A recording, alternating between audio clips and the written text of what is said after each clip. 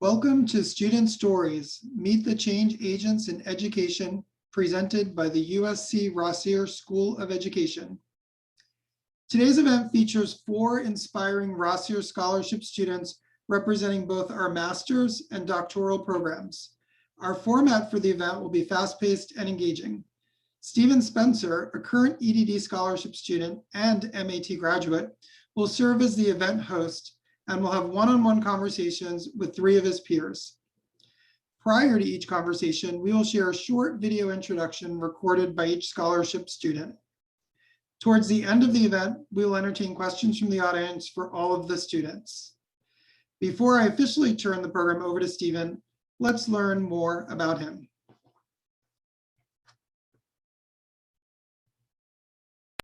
Hello, my name is Stephen Spencer. I'm originally born in Pasadena, California, and raised in Oceanside, California. I currently live in Fresno, California as an 11th grade English language arts teacher within Fresno Unified School District. I'm excited to be here. I have been with USC Rossier School of Education since 2017, as I originally came here as an MAT student. Now everything's come full circle, as I'm currently in the K-12 Educational Leadership Doctoral Program, and I look forward to continuing to advance USC Rossier's mission of providing equity, access, and inclusion to all students. My particular line of work focuses on youths who are currently incarcerated in juvenile detention facilities. I look forward to advancing their education and life outcomes, especially post-release, as they are at such a critical stage in their lives. I believe that no matter who you are or where you come from, everyone deserves the best education and life possible. And our job as educators is to ensure that. And it's such a paramount mission and responsibility that I look forward to continuing and advancing. Thank you. Now, please join me in welcoming Stephen Spencer. Thank you, Matt, for the introduction. And I would also like to extend a warm welcome to all of our USC Trojan family and supporters. Your presence this evening indicates your willingness to invest your time and your resources into the future of education, educators, and ultimately, as well as most importantly, the future generations of students. During my time at SC, what I've come to appreciate most about the Rossier School of Education is the program's intentional approach to modeling the behaviors and practices it wants students to carry out into the community. And tonight is no different. This evening, we have an event that's both student-centered and equity-driven by the students and for the students. Our 3 panelists tonight, all graduate students within Rossier, albeit in different specific disciplines, are going to have a brief introductory video to share with you. Then we're going to engage, as Matt said before, in brief one-on-one discussions, just so that we can learn more about them as individuals, as well as their passion as educators, what really drives them. After we've had the opportunity to hear from each of our panelists individually, we're going to then bring everyone together for the Q&A session before we adjourn. Now, this Q&A session, as Matt said before, is where you, the viewers, come in. And I want to invite each and every one of you to submit any questions you would like our panelists to answer within the chat box. And I promise we will get through as many of your questions as time allows before we get ready to wrap things up at 5 p.m. tonight. Again, it is an honor to be moderating this event for you this evening. And I look forward to hearing from I look forward to all of us hearing from some of the exceptional people that we have within this program. So without further ado, let's get things started. Our first guest tonight is a true trendsetter, not only within education itself, but also within her own family. I'd like to welcome Ms. Misana Mondragon-Parra. Hello, my name is Misana Mondragon-Parra. I would like to start off by thanking Mr. and Mrs. McKinney for your support with this scholarship, being that it really made my education here at the Rossier School of Education possible. It truly means a lot to my family and myself because it has not always been easy to get to where I am today. I would also like to continue by sharing a little bit about myself. I was born and raised here in Southern California. and I attended Pomona High School and then went on to pursue a bachelor's degree at Cal Poly Pomona. I am also the first in my family to attend and graduate from college. Both of my parents were born and raised in Mexico, and they always emphasize the importance of a college education because it's something that they never got the opportunity to complete themselves. I have accomplished so far has not only been for myself, but it has been because of a sacrifice that they have done to get me to where the position that I am today. While I was a student at Cal Poly Pomona, I majored in sociology with an emphasis in social work. As a first generation college student, I had a very difficult time adjusting to college and familiarizing myself with all the resources available to me. But I did also have a lot of the help from the EOP program, which stands for the Educational Opportunity Program. And here, a lot of the advisors helped me familiarize myself with everything that was available to me. And they also inspired me to work with other first generation college students at my local high school as a college advisor. So all of these experiences accumulated led me here to the PASA program. And as a future student affairs professional, I want to inspire first generation college students the way my mentors inspired me. Misana, thank you for being here tonight. Welcome. Hi, thank you for everyone for setting up this event.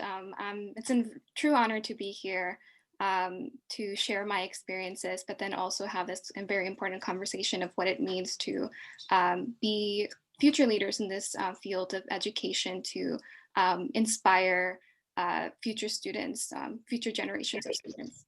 Yes, yes. And Misana, when I first saw your video, I was thinking about exactly what you just talked about. And I was thinking about it more in the term of legacy and this idea of legacies that we see within the University of Southern California. And for instance, I know that I have deep roots within SC myself, going back to my grandparents. They met at the Doheny Library, and my grandpa was a wide receiver, caught a touchdown pass in the Rose Bowl many years ago.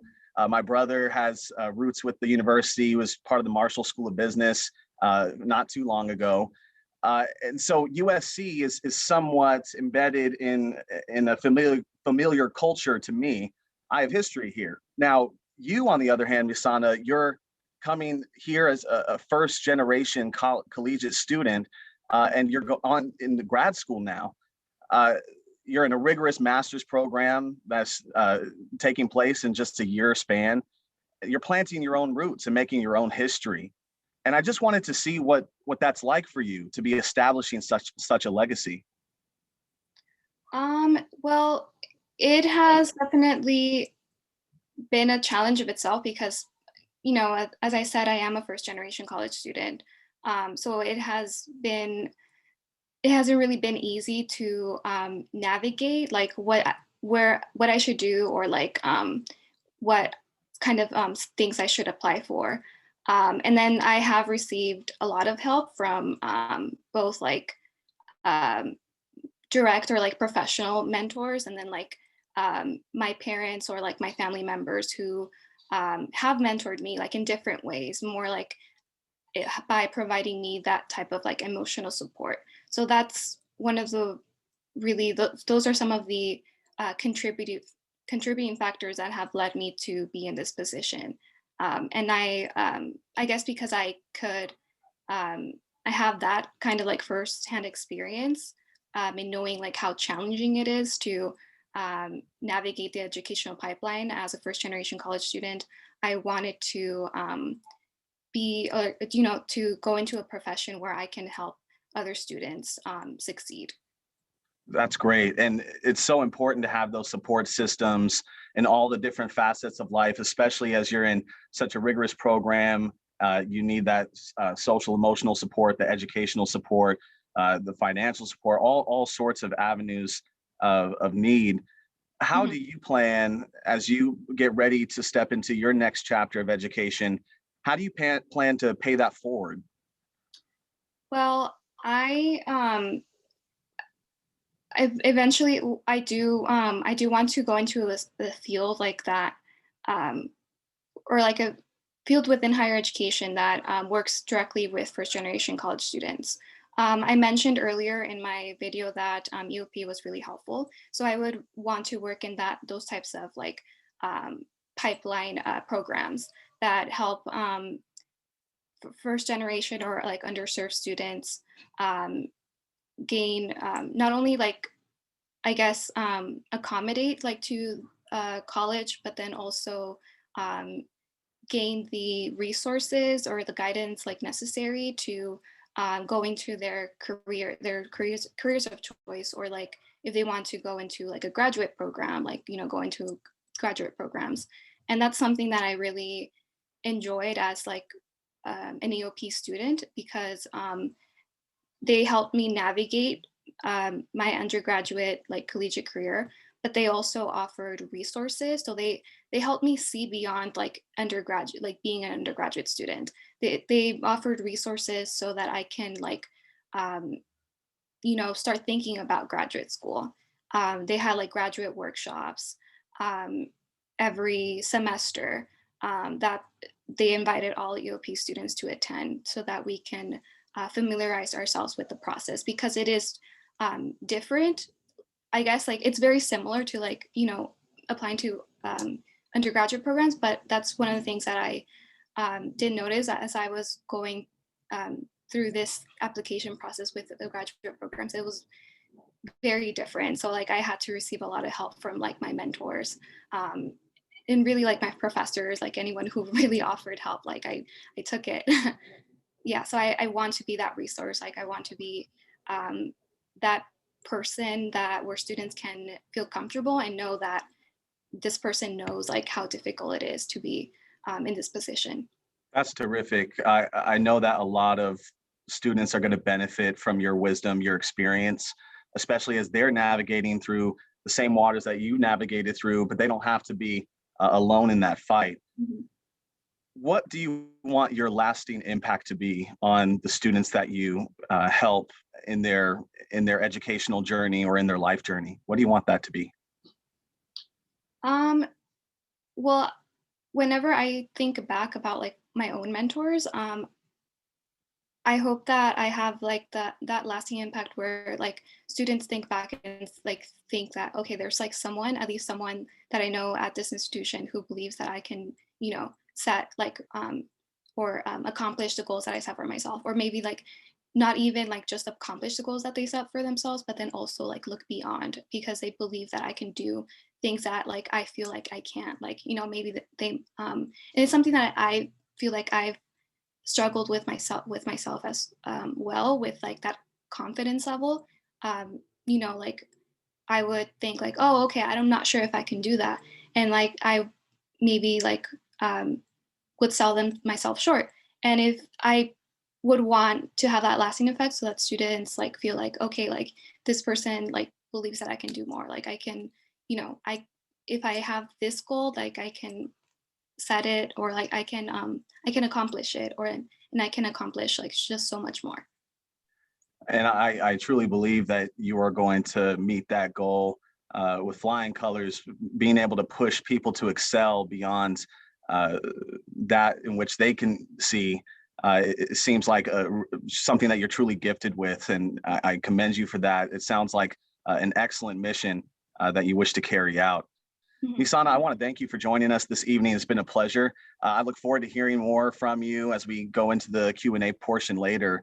So thank you. No worries. Our next panelist this evening is an MAT candidate with a passion for the social sciences. Daniel Ruppert-Majer wants to use his station as an educator to be a positive role model and mentor for his students as they navigate through some of the critical junctures, critical times of their life. So let's please welcome Daniel Ruppert-Majer this evening. Hello, everyone. My name is Daniel Ruppert-Majer, and I'm from a city in Southern Orange County called Laguna Niguel. In high school, I was a Orange County champion in track and field, and my junior year, I began to get injured here and there. My senior year, I was injured almost all the time, And what I noticed was my coach essentially just cast me aside, as when I wasn't useful to him, there was no point in having me around. So the biggest lesson that I learned from that, especially having grown up in a household without a father, was the difference that a strong male figure can have in their students' lives. And so I was fortunate enough to have those teachers, like Mr. Balderrama, and there's another coach, Coach Brown, who really had my back through the thick and thin. And that was something that really stood out to me, and something that I want to emulate and kind of pay that forward as a teacher. I attended UC Riverside as my undergraduate institution, where I studied history. History being just the study of history isn't how I see it. It's also teaching people higher order thinking skills. So if I'm writing a historical essay, I need to include persuasion. I need to compare and contrast things. I need to evaluate. I need to examine bias in my sources. And all of these things are things that are pertinent to other studies as well, whether it's law, whether it's business, whether you're in medicine. You need to be able to evaluate information. You need to choose which one is best for the current situation. So I think history is an incredibly important field, and that's a big reason why I want to be a teacher. What really stood out to me about USC was its mission statement. And there was a clear purpose, there was a clear why. And after attending, being able to do a classroom observation, I really saw that there was an intersection between how things were taught and the mission that they had. And that was really, really clear to me. But while I was in that decision-making process, there was some concern about cost. And that definitely was a factor in my decision. But as soon as I got a scholarship, that factor was no longer in play. And I was very happy to choose USC. It was a very clear and easy choice, which I'm very thankful. Daniel, welcome this evening. It's good to have you here. Yeah, thank you everyone for having me. And it's great to be here. It's great to have gotten such a generous scholarship. And I want to thank everyone who helped me get here. I want to thank two of my professors who are here tonight, Dr. Pensaval and Dr. Hillier. Great to see you again outside of normal class hours. Let me also extend a greeting to these two doctors. I've had them as well, and great professors to have in the program. So glad that they can join us.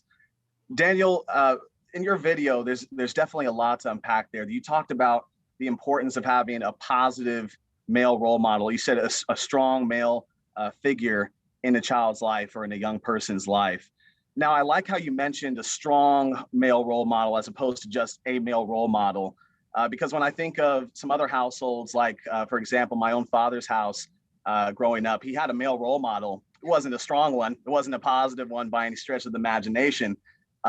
So I guess my question to you is, what specifically does that strong male role model look like to you?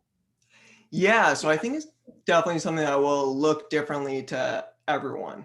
But I think the similarity for what a role model is something to strive for. Something where you see someone who's ahead of you and you say to yourself, I want to be that. That's what I want to be. They might be 5 years ahead of me. They might be 20 years ahead of me. It might be an entire lifetime. I can read books about people ahead of me. But it was interesting because the two people I mentioned, one was the English teacher and the other was the coach, polar opposites as men. One of them was very focused on the mind, very focused on pushing yourself forward academically.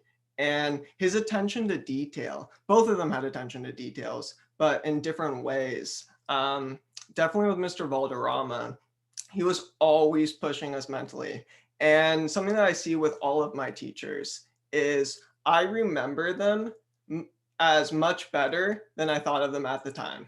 Because to me, that's what a role model is. They're pushing you. They're making you uncomfortable. There's times where you don't like them, where you're really, really sick of them. But afterwards, you're only able to see how with Mr. Valderrama, he forced me to say, hey, look, like that paper's not good enough. You can't turn in something like this because I've seen you do better and you have to go back and redo this.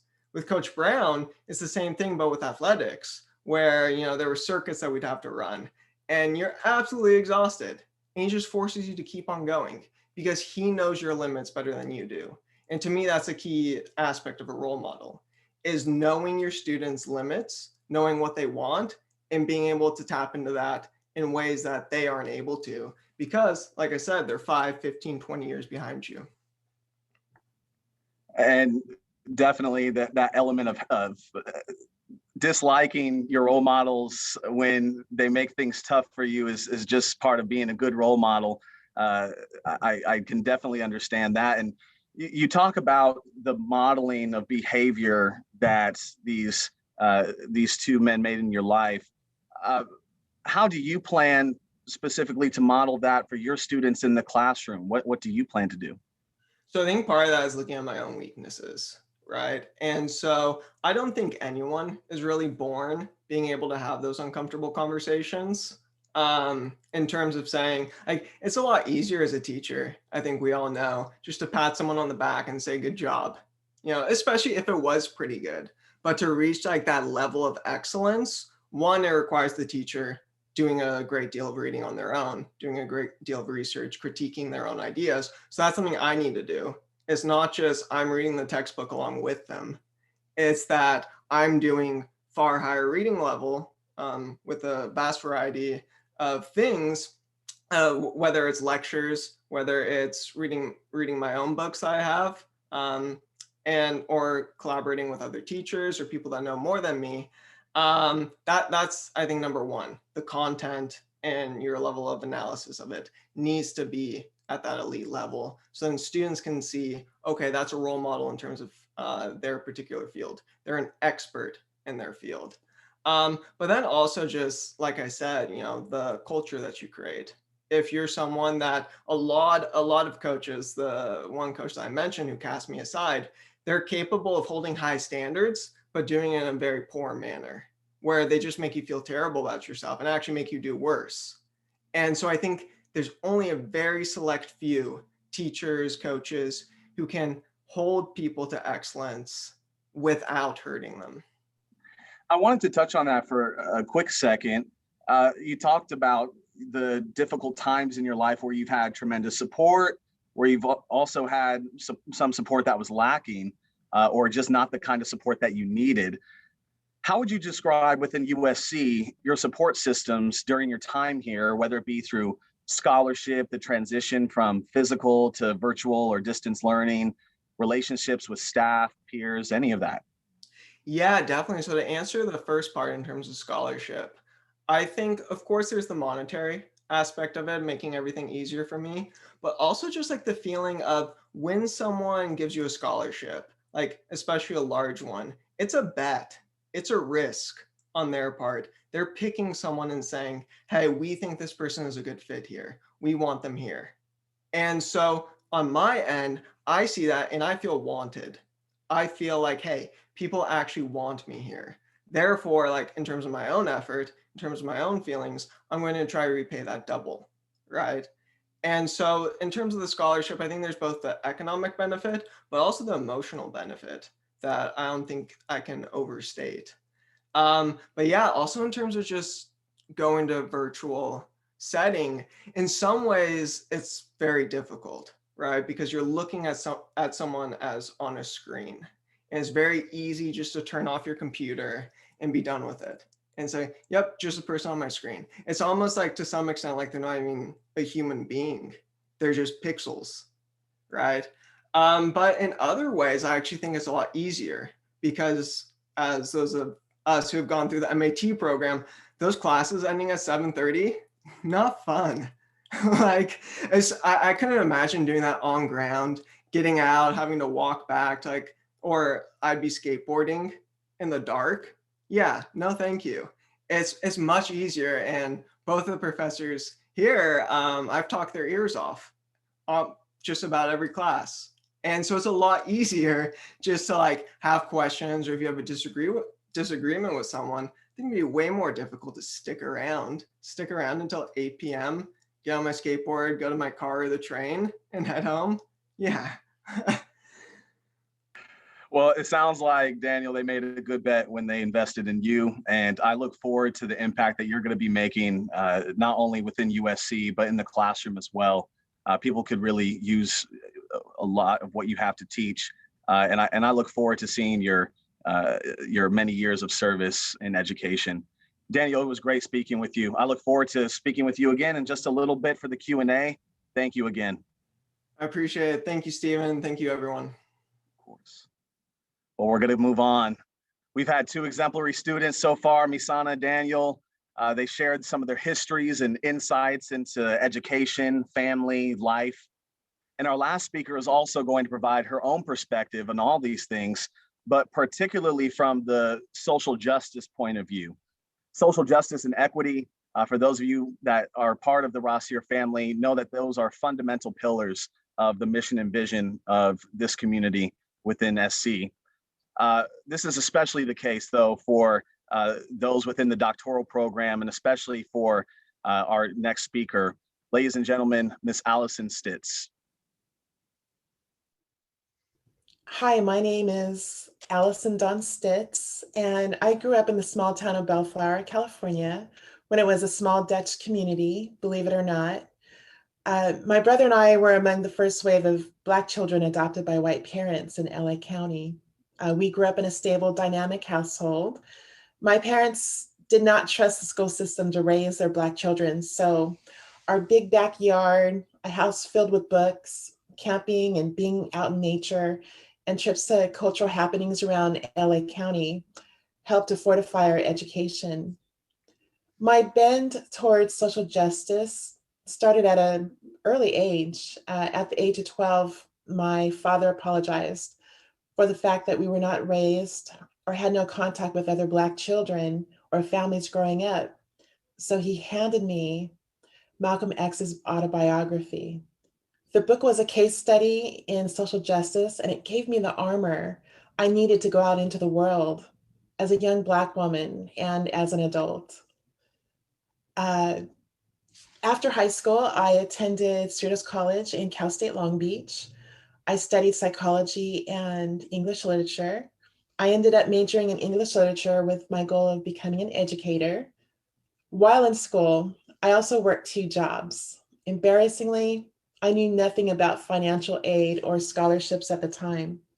I worked as a swim instructor and worked at UPS as I made my way through my undergraduate program, but I got through with no debt. My first teaching job was at Enterprise Middle School in the city of Compton. It was here where I cut my teeth in social justice and equity. Enterprise Middle School was in a high pocket of poverty at the time and dealing with the tail end of the crack epidemic. Because of all the trauma the kids carried, I learned the importance of building relationships with them first. I learned about their lives and their families and always kept food in my classroom. For years, I have been an instructional leader and department chair that has advocated and succeeded in creating better support systems and learning environments for our most marginalized students. I chose USC Rossier because of their stellar reputation. In my program, I'm learning tools I can use in creating educational equity in my practice working with at-promise students. I'm learning how to do research. I'm learning about policy and ways to better interrogate the systems of power that impact our students and families on a regular basis. I also have 3 friends who have gone through the program. All of them are social justice warriors. I see how the program has positively impacted their lives and their careers. I also want to make a difference on a larger scale, and that's why I'm here. And I'm just so thankful for the scholarship that I was given. Thank you. Allison, welcome. It's so good to have you here. Oh, it's good to be here. Thank you, Stephen, and thank you, everybody. And a special shout out to Dr. Phillips. Thank you for joining us. She was one of my first professors, so here at SC. That's terrific. I'm so glad that she could join us as well. Allison, you talk so much about social justice, and you have a history with it from the time you were just a kid.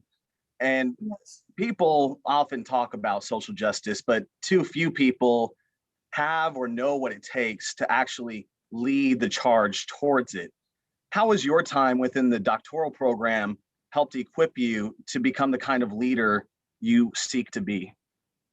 I think it's giving me the tools in terms of the researching tools, in terms of learning about policy, learning the history of education, learning how to look at problems through different lenses have all really helped me. And in fact, I wish I had known this before before I went into the program, because as a leader, in terms of changing systems in my school, I was able to do that, but I didn't really quite know what I was doing. I was kind of thrashing around in the dark in terms of my leadership abilities. I knew my end goal, but I didn't really quite know exactly what I was doing. And it was really exciting as I was going through the program that I could identify, like, oh, I was looking at this problem through this lens, or I was building equity when I did this activity over here. So that's what I was doing.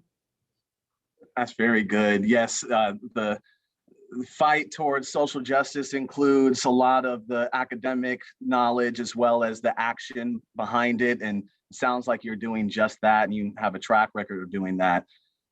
Yeah. Allison, all of the panelists here tonight are here to, in part, to share a piece of their story, but also to honor the investment and the support that people are making into our education here at USC. In your opinion, what's the best way we can pay them back?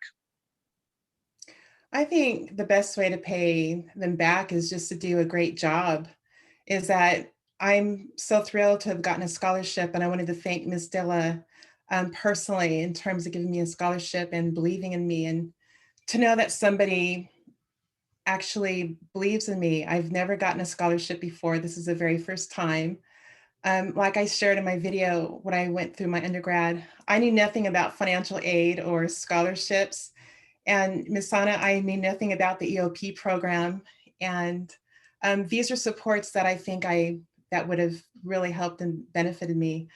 What's amazing about SC are all the supports that are there.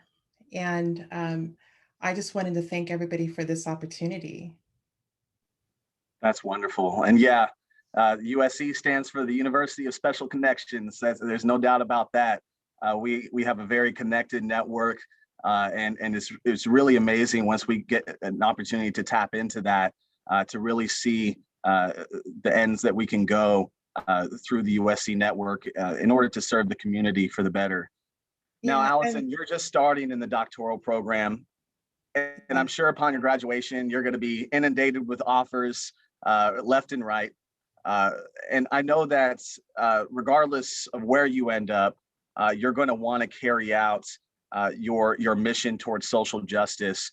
yeah. How do you plan on doing that in the community that has been struggling for a long time in implementing social justice? How do you plan on doing that?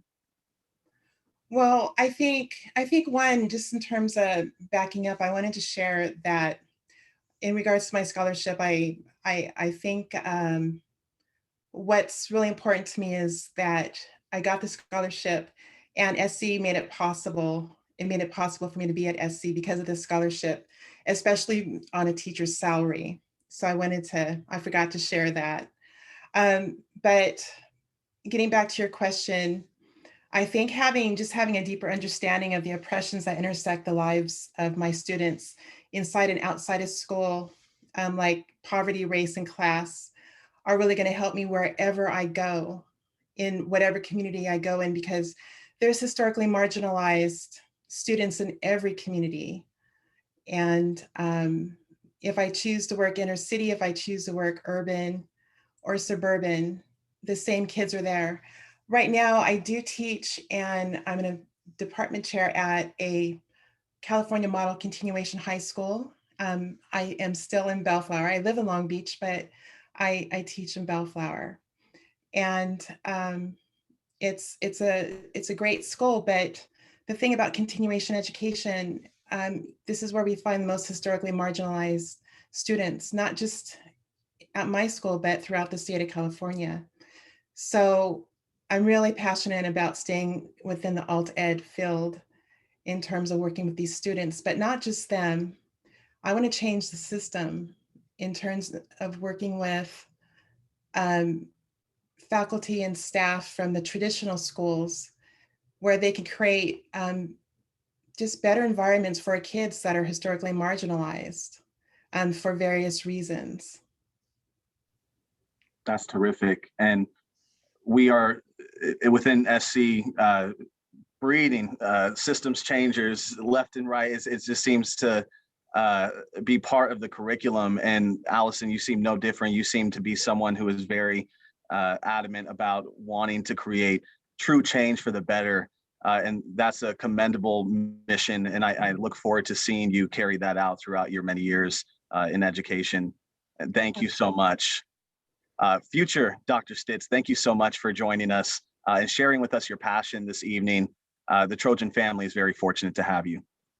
Thank you for the question, Stephen. Of course. Thank you, everybody. To all of you, Misana, Daniel, Allison, just wanted to thank you again for your conversation, sharing your insights with us all this evening. We are going to now move into the Q&A portion where we have a lot of you who have submitted questions. We're going to read them, and any of the panelists can answer. I'll probably call on one of you to get things started, and then feel free to chime in or offer your opinion, regardless of whether it's directed to you or not. But we're going to go ahead and get started. Let me look in here to see which question we're going to start off with. All right, I'll go ahead and start directing this question to Misana. The question is, what is the biggest change you've seen in yourself since starting your program? Well, thank you. I think this is like a really important question, a good question. Well, it's definitely been a year of growth, and since I started my program, and since I'm actually ending my program too, my program is a year long. So I started in very, I guess, unusual circumstances. My program was actually supposed to be in person.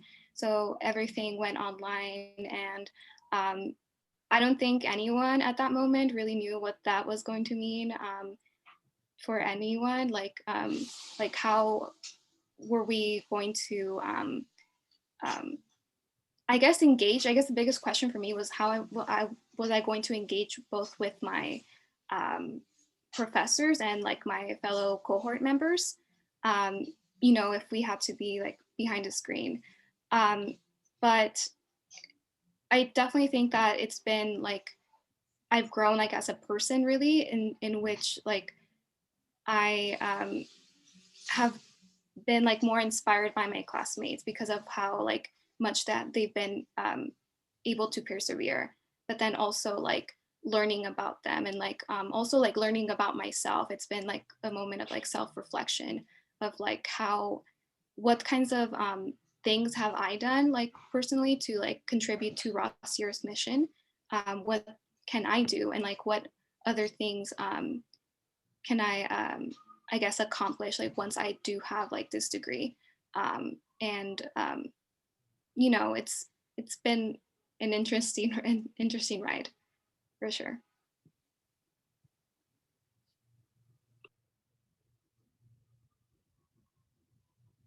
Yeah, and just to add on that too, in terms of me, the biggest change actually hasn't been related to COVID. It's been how I saw teaching prior to coming into the program and how I see it now. And I would actually say the biggest change, and the thing I was expecting the least, was inclusion of family. And especially doing like the collaborative family conversation assignment, the FAB and the BIP, in which we're working with both the student. I worked with the student and his mother in terms of trying to help him with the reading. I just never really connected with how important it was for a teacher to have a great relationship with the parents and a collaborative relationship. And I think like it allows you to better understand your students. It allows you, when things go wrong, to better communicate. And I think there's also like the benefit of, they know you have a direct line home. So I think it really helps with, in some sense, with like behavior sometimes, and with turning in assignments too.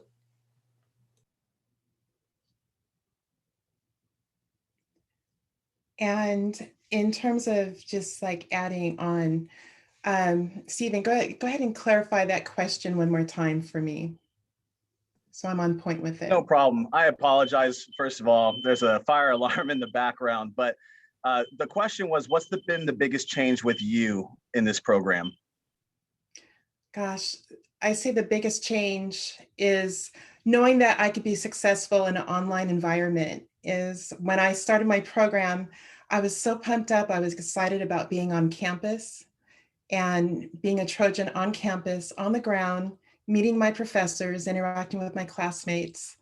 And when the pandemic hit and we had to go online, I didn't sign up to go online. But it has been one of the best experiences of my academic life because I feel very close to the professors and very close to my classmates. So it's been a great experience. Very good. All right, we have a question from Elsie Tran, who asks, could you share a moment when your education helped you navigate a real life scenario? Daniel, go ahead and take this. Sure. So I would actually say, just to build off of my last point, it was actually with Dr. Hillier, where I'm someone who's very like data focused. And a lot of times, like, I can get into the sometimes bad habit of just like within the family conversation of just like wanting to like blitz the family with questions and almost run like a mini study on the student. And that's just like kind of a flaw within the way I approach things sometimes. And so I would say speaking with Dr. Hillier before that family conversation was super helpful in terms of really just turning into true collaboration and building off of each other. Having that different perspective than mine really altered what ended up happening within that hour-long meeting. And so I think that sometimes it's really easy to just, especially in today's day and age, just get caught up in our own perspectives. And so I find it really helpful to have someone in a different, both in a different stage of life, but also with different perspectives, in some sense, a role model of a different sort, even if we believe differently on things, to get those different viewpoints. Allison, Misana, when has education helped you navigate through a real life scenario? Yeah, I was thinking about, so at my school, Somerset High School, we have a new principal, and my new principal was just still like learning the ropes, and he knows I'm going through the program. Has been very supportive. And I actually gave him one of my books to like borrow, but I ended up buying him a book from Amazon on culturally responsive teaching and leading. And it really helped him a lot because I would like our school to go towards more culturally responsive teaching, and he's very open to that. And so that was just like a real life connection, that he's reading this book and he's getting a lot out of it. So he's getting to experience SC vicariously through me in a way, because I'm giving him all the good stuff. As for me, I can think of two ways that, or two examples.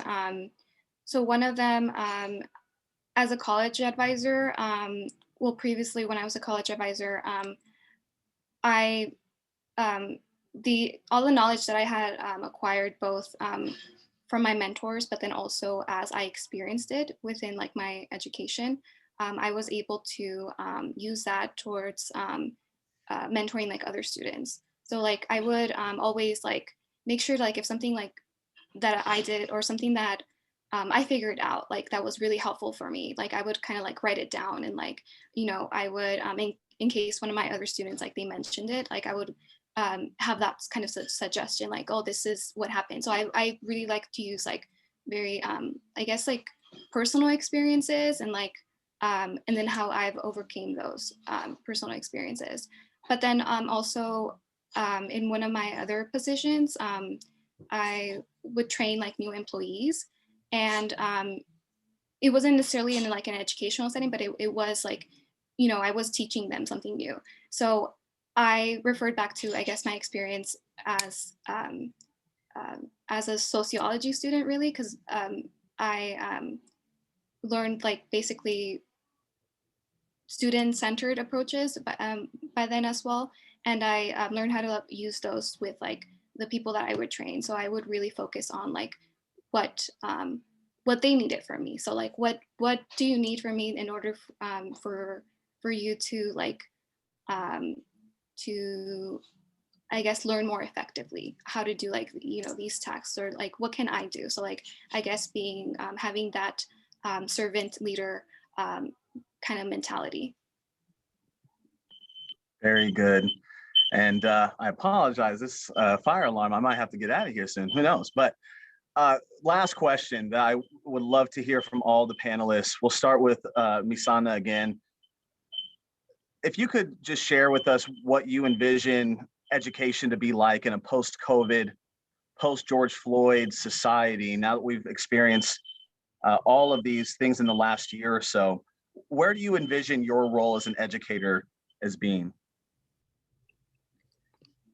Thank you. So I think that, you know, this past year has definitely been one with like a lot of challenges, and as educators, it's really important for us to um, acknowledge these challenges, but then also address them, and then also make sure that we're not just talking about them, that we're actually like moving forward in a direction where we actually create some kind of like real change. So I really hope and I envision, I guess I'm very like positive in that sense, that from all of everything that has happened, that there will be like real change, that we will have seen like that everything like that has gone, that has been like um, wrong within like our education system, that we can no longer like I guess choose to ignore, in terms of like you know, educational equities that are not serving like every student to its capacity, and then also social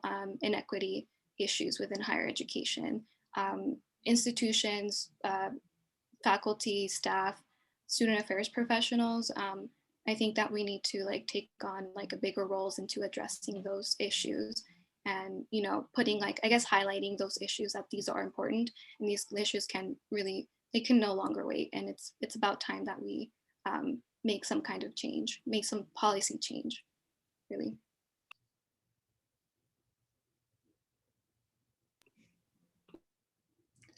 I'll go ahead and jump in. I would say definitely um, to definitely address the racism, the classism that is still in our school system. It's still systemic. Schools reflect society. And I think that there needs to be more courageous warriors out there in terms of speaking truth to power. Nothing's going to change until educators speak up and speak up for kids and understand their own intersectionality and positionality, as well as the children that we serve. Um, but I think throwing policy at children, at the schools, isn't really going to make a difference. But I think really being hands-on and on the ground warriors is really going to make a difference. No ifs, ands, buts about it. Yeah, and so I want to answer this from a historical perspective, in the sense of, you know, I think everyone's probably heard of like the Spanish flu, of the bubonic plague, and we've seen things like this happen. We've seen catastrophes throughout history. We've seen all sorts of like terrible social events, wars, plagues, all those sorts of things, and we continue as a species, for better and for worse. And I think overwhelmingly, though, things get better, and we hopefully learn from our past mistakes. We hopefully continue to move forward, and we can use it as a learning experience, hopefully. In terms of COVID, I learned quite a bit about myself. And so I think there always is well, not always, but I think typically there are silver linings in things that we can take from these events and ways in which we can use past events to push forward and institute change. Yes, what I very much appreciate from all of our panelists this evening is the different perspectives that they hold, how their backgrounds play into their perspective, but we're all in the same fight together to promote really what USC's mission is all about within Rossier, diversity, equity, inclusion, not just a catchphrase, not a punchline, but really a fight that must be fought every day. I commend all of you and want to thank all of you panelists for the work that you do, not only within USC, but in the community. You're truly systems changers and systems leaders. And I want to thank you for your attendance tonight and just sharing your passion and your heart with all of us. It was a pleasure. Thank you for having us. Of course. Well, we are finalizing our evening. It was such a great honor to be moderating this event. The alarm has gone off just in the nick of time. But I would like to hand it back to Matt, who has been instrumental in helping facilitate this event, as well as Kane, who is the Rossier events camera. And I'm just so thankful that they were able to orchestrate this event and allow us, the students, to share our voices with you, our USC Trojan family. Well, thank you, Stephen, and thank you for doing a masterful job of engaging your fellow scholarship students in such insightful conversations. I'm glad the fire alarm has stopped. I was getting a little worried there for you. So thank you for sticking through and getting through the event. And thank you, Misana, Daniel, and Allison, for your openness and willingness to share your experience, passion, and future plans with the audience.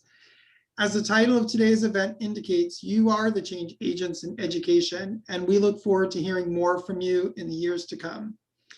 And finally, thank you to everyone who attended today's event. Thank you for your support of Rossier, which directly benefits students like Misana, Daniel, Allison, and Stephen.